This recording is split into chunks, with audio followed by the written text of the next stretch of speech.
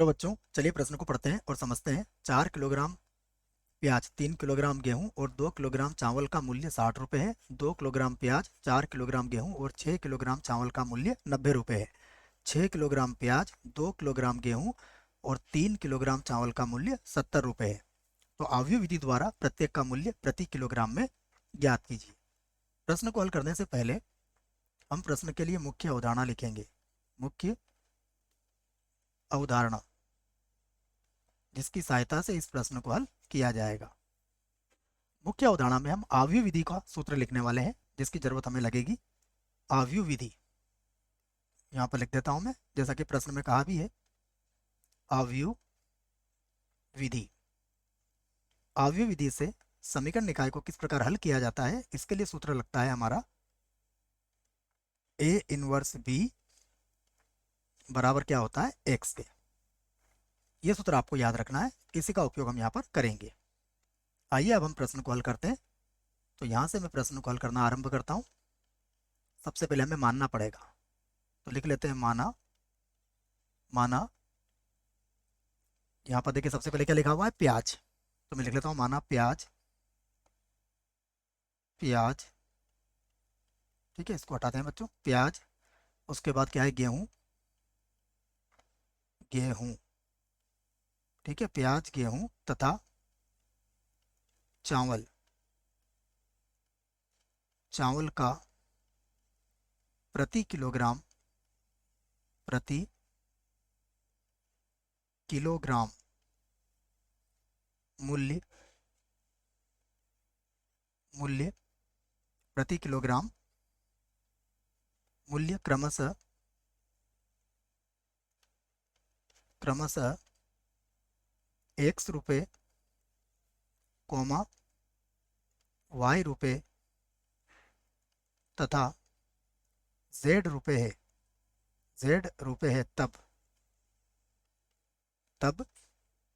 देखिएगा क्या बन जाएगा, ये है ना। पहले मैं इसको हटा देता हूँ बच्चों, फिर हम समीकरण बनाते हैं। तब देखिएगा सबसे पहले आ जाएगा 4x, उसके बाद है 3y, उसके बाद है 2, तो 2z, और इनका मूल्य कितना दिया हुआ है, देखो 60 रुपये। ये हमारे लिए समीकरण 1 बन जाएगा। उसके बाद 2x plus 4y plus 6z बराबर कितना है, बराबर है 90। ठीक है, इसको हल कर सकते हैं, तो इसको चाहे तो 2 से भाग लगा लेते हैं। तो x प्लस 2y प्लस का 3z बराबर कितना हो जाएगा, 45। और फिर आगे पढ़ेंगे तो 6 किलोग्राम प्याज है, अर्थात 6x प्लस का 2y और प्लस का 3z। 3z, ठीक है, ये किसके बराबर है, 70 रुपये के। इसे बना दिया हमने समीकरण 3। अब यहाँ से हम मान ज्ञात कर सकते हैं। देखो सबसे पहले हम मान ज्ञात करेंगे a का। तो a बराबर ये हो जाएगा 4 3 2, 4 3 2, उसके बाद होगा 1 2 3, 1 2 3, उसके बाद होगा 6 2 3, 6 2 3। ठीक है, ये होगा हमारे पास। अब अगर b की बात करें तो b हमारे क्या होते हैं, अचर पद होते हैं। अचर पद है हमारे पास 60 45 70। 60 45 70, और x जो होता है वो चर से बना हुआ अवयव होता है, XYZ। अब हम सबसे पहले a का सारणिक ज्ञात करेंगे। तो a का सारणिक ज्ञात करते हैं। a का सारणिक ज्ञात करने के लिए देखिए पहली पंक्ति से हल कर देंगे इसको। तो ये हो जाएगा 4, ये होगा 6 माइनस का 6, ये तो 0 हो जाएगा। फिर माइनस का 3 पहली पंक्ति, और दूसरा स्तंभ हटा देंगे तो ये हो जाएगा 3 माइनस 18, 3 माइनस का 18।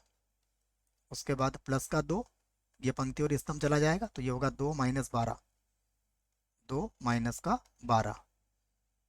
तो यहाँ से सारणिक ए जो होगा ये तो 0 हो गया।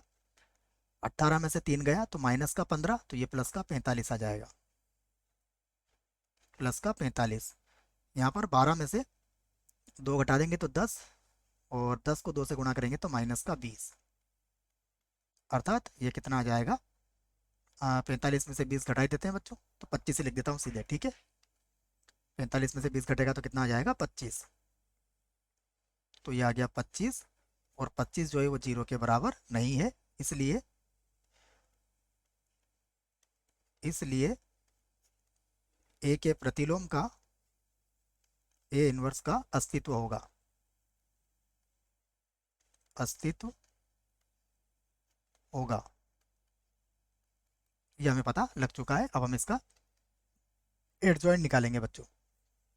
एडजॉइंट निकालने के लिए सबसे पहले यहाँ लिखेंगे ए एक एक, उसके बाद आएगा ए एक दो, उसके बाद लिखेंगे ए एक तीन, फिर होगा ए दो एक, ए दो दो, और ए दो तीन। उसके बाद निकालेंगे ए तीन एक, उसके बाद ए तीन दो, और उसके बाद ए तीन तीन, ठीक है। तो यहाँ देखिए, सबसे पहले आप देखेंगे कि जहाँ पर योगफल सम आ रहा है वहाँ तो कोई समस्या नहीं है, जहाँ विषम आएगा वहाँ चिन्ह माइनस का लगाएंगे, तो 1 और 2 3, यहाँ माइनस लगेगा। 2 और 1 3, यहाँ पर भी माइनस लगेगा, यहाँ नहीं। 2 और 3 5, यहाँ भी माइनस लगाना है आपको, और 3 और 2 5, यहाँ भी माइनस लगाना, ऐसे नहीं भूलना है आपको। अब हल करते हैं। ए एक एक, पहली पंक्ति पहला स्तंभ कितना आया, 6 माइनस 6, अर्थात ये तो 0 हो जाएगा। 1 2, पहली पंक्ति दूसरा स्तंभ, ये होगा 3 3, और माइनस 18, माइनस 18, तो बराबर कितना आ गया, बराबर आ गया 15। 1 3, तो ये हो जाएगा 2 माइनस 12, 2 माइनस का 12 बराबर माइनस का 10। अब इसे हल करेंगे, दूसरी पंक्ति और पहला स्तंभ, तो ये हो जाएगा 9 माइनस 4, 9 माइनस का 4, 9 में से 4 गया तो कितना बचा, माइनस का 5। 2 2, दूसरी पंक्ति दूसरा स्तंभ, तो ये हो जाएगा 12 माइनस 12, 12 माइनस 12, अर्थात ये हो जाएगा 0। दूसरी पंक्ति तीसरा स्तंभ, तो ये हो जाएगा 8 माइनस 18, 8 माइनस 18, 18 में से 8 गए माइनस 10, परंतु ये प्लस का 10 हो जाएगा। अब तीसरी पंक्ति पहला स्तंभ, तो ये हो जाएगा 9 माइनस 4, ठीक है, फिर से लिख दूंगा मैं 9 माइनस 4, जो किसके बराबर होगा, 5 के। तीसरी पंक्ति दूसरा स्तंभ, तो ये हो जाएगा 12 माइनस 2,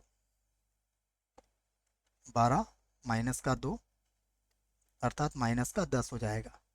उसके बाद होगा 8 माइनस 3, 8 माइनस का 3, तो यहाँ कितना आ जाएगा, 5। तो यहाँ से अब हम इसका सहखंडज या फिर एडजॉइंट ए ज्ञात कर सकते हैं। तो मैं लिख देता हूँ एडजॉइंट ए बराबर, देखिए ये हो जाएगा 0 15 माइनस 10, ये है 0, ये है 15, और ये है माइनस 10। उसके बाद है माइनस का 5 0 10, माइनस का 5 0 10। उसके बाद है 5 माइनस 10 5, 5 माइनस का 10 और 5, और इसका क्या लेना पड़ेगा हमें, परिवर्त।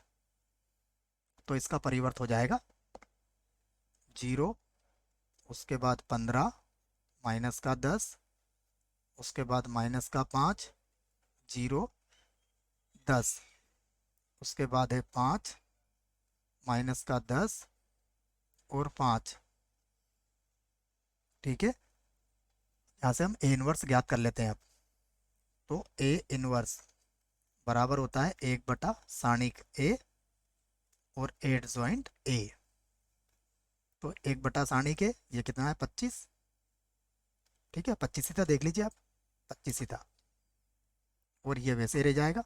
0 माइनस का 5 प्लस का 5, उसके बाद 15, 0 माइनस का 10, फिर माइनस का 10 प्लस का 10, और फिर आ जाएगा 5। अब हम आव्यूह विधि का प्रयोग यहाँ पर कर लेंगे, तो मैं लिख देता हूँ आव्यूह विधि से। आव्यूह आव्यूह विधि से, आव्यूह विधि से हम जानते हैं x बराबर ये होता है a इनवर्स b के बराबर। तो x का मान क्या है? x का मान है x, y और z बराबर ये हो जाएगा 1/25 और यहाँ पर 0 माइनस का 5 प्लस का 5, उसके बाद 15, 0 माइनस का 10, फिर माइनस का 10 प्लस का 10 और 5, और यहाँ पर b का मान देखिएगा, b का मान है हमारे पास 60, 45, 70। यह है 60, उसके बाद है 45 और उसके बाद है 70। तो फिर से लिख देंगे इसको, यहाँ तो होगा x, y और z बराबर 1/25 और इसे हल कर लेते हैं। हल करते हैं पर क्या आएगा देखिए, सबसे पहले होगा 0, फिर 5 का 45 से गुणा करेंगे तो माइनस का आएगा, तो 55 25 के 5 और 20 और 2 22, ये हो जाएगा 225। ठीक है, 45 का 5 से गुणा किया है बच्चों। उसके बाद 5 का 70 से करेंगे तो 7 पंजे 35 होता है, अर्थात 350। फिर 15 का 60 से करेंगे तो एक तो 0 रहेगा और 15 चंके कितना होता है 90, 15 चंके 90, फिर प्लस कितना हो जाएगा 0, फिर माइनस 700। उसके बाद 10 का 6 से करेंगे तो माइनस का 600, माइनस का 600 और 450, 450 और 7 पंजे 35, 350, 350। ठीक है, तो फिर से लिख देता हूँ मैं इसको, एक्स वाई जेड, यहाँ पर आ जाएगा x, यहाँ पर आ जाएगा y और यहाँ पर आ जाएगा z बराबर 1/25। इसे हल कर लीजिए।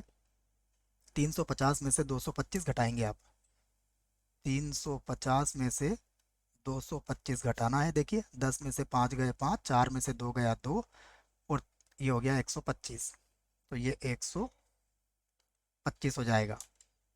फिर देखिए 900 में से 700 जाएंगे तो 200, यहाँ तो कोई अलग से करने की ज़रूरत नहीं है। उसके बाद देखिए ये हो जाएगा 800, 800 में से 600 जाएंगे बच्चों। ठीक है, 450 और 350 कितना हो जाएगा 800, 800 में से 600 गए तो कितना बचेगा 200, तो ये हो गया 200। इसको आगे हल कर लेते हैं, उसके पहले इसे मिटा देते हैं। तो ये कुछ इस प्रकार होगा, फिर से लिख लेंगे हम, ये होगा एक्स वाई जेड और यहाँ पर ये 5 बार कट जाएगा, ये 8 बार और ये भी कट जाएगा 8 बार। अब आप तुलना कर सकते हो, तुलना करने पर तुलना करने पर देखिए x किसके बराबर होगा 5 के, y किसके बराबर होगा 8 के और z किसके बराबर होगा 8 के। तो अब आप प्रश्न का उत्तर दे सकते हो। अतः सबसे पहले क्या लिया था हमने, क्या माना था देख लेते हैं, प्याज। अतः प्याज, उसके बाद क्या था गेहूं, प्याज गेहूं तथा चावल, चावल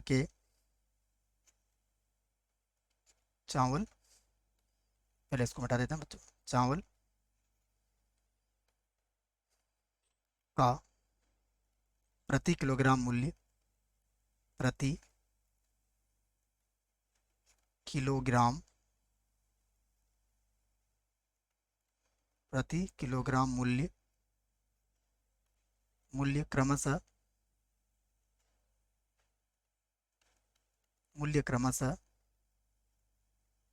5 रुपये, 8 रुपये तथा 8 रुपये है। और ये हमारे प्रश्न का क्या है उत्तर है। आशा करता हूँ बच्चों प्रश्न का उत्तर समझ में आया होगा। धन्यवाद।